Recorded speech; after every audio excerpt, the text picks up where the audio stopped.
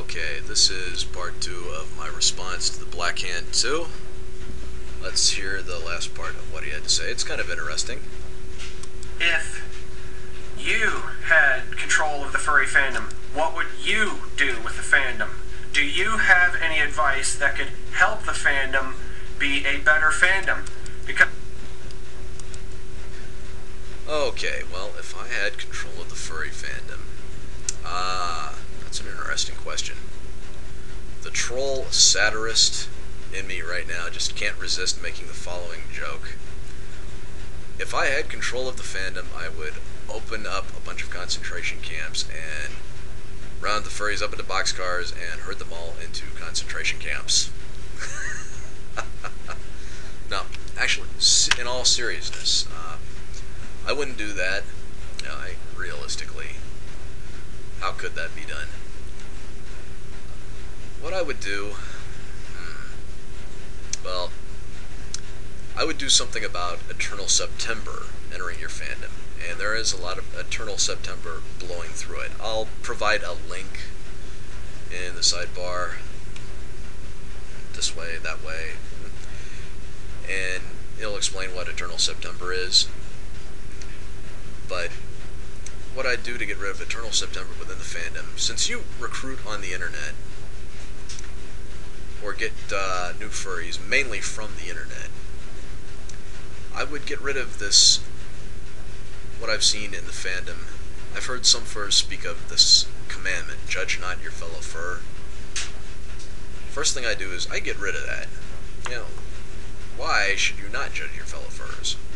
Why should you not have a debate about what's acceptable and isn't acceptable in the fandom?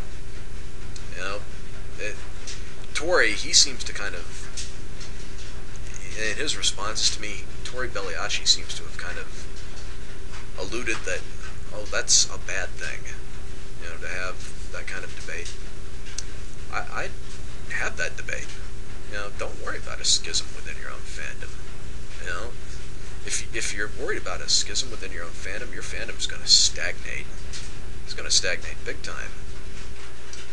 And after getting rid of this commandment of judge not your fellow fur, I would define the fandom as something kid-friendly. None of this YIF and vor and BDSM and all the other stuff. Why does the fandom need that anyway? If you're into that, why do you need to combine it with cartoon animals, anthropomorphic animals? Just, if you're into BDSM, just be into BDSM.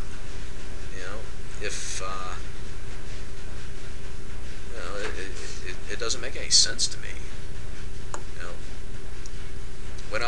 What furry could have been is something just like what cartoons were 30 years ago.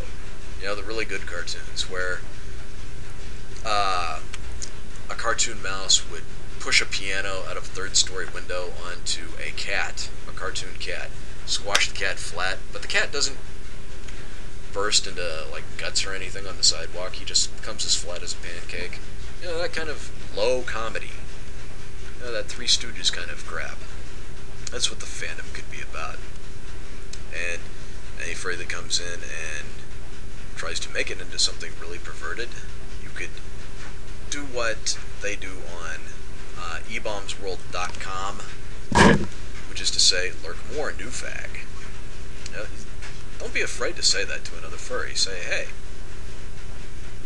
lurk more, new fag. This is not what the fandom is about.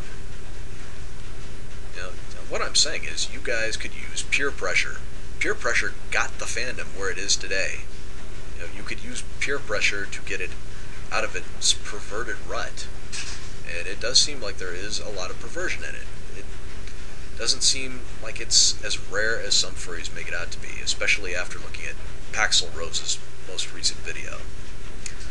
So that's my thoughts on the situation. Any questions, comments, hate mail, death threats, be sure to send them my way, anybody that's watching. Take it easy, Internet.